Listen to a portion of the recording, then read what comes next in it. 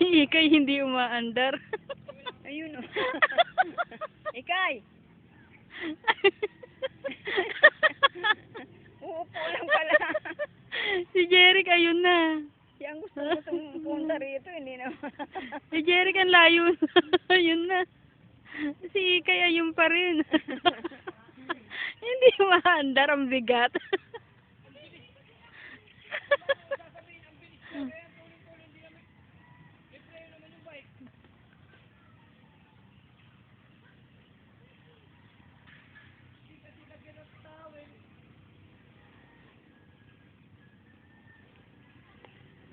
Ang dalawa.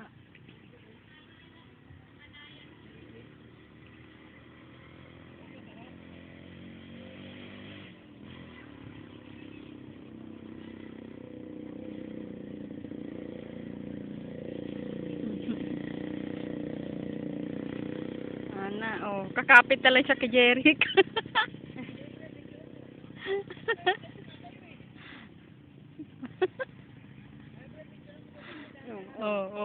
Oh, kakapit talaga kay Jeric. Hindi naman marunong. Hindi umaandar. Nangangahat magdala niya, hindi naman pala marunong. Mag-practice ka lang. Umayaw na. Ayun na siya. Si Jeric. Hindi mo pala kaya. Ayoko na pag ako di umaandar eh. Ay, naku. Eh, bakit siya dire-diretso? Di umaandar sa akin eh. Ay, bakit hindi? Umayinto. Eh, kasi mabigat ka. Ay, mong langis yung gulong yan. Lagyan ng langis. Ay, naku, ano ba yan, Ikay? Ang bilis eh.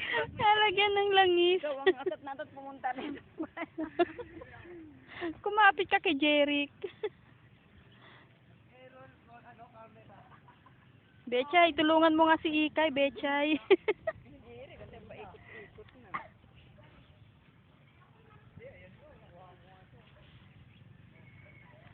Gusto mo magpatulong kay Ate Libay? Yung ka kasi yung paa ay pares patagilid na ganun. Yung paa. Ako nga, subukan ko nga mag-pennyboard. Kapag ano, kailangan pares tagilid para ano. Tayong dalawa nga na mag-pennyboard. Asa yung puspurinin? Subukan natin. Saan ba nilagay yung posporo?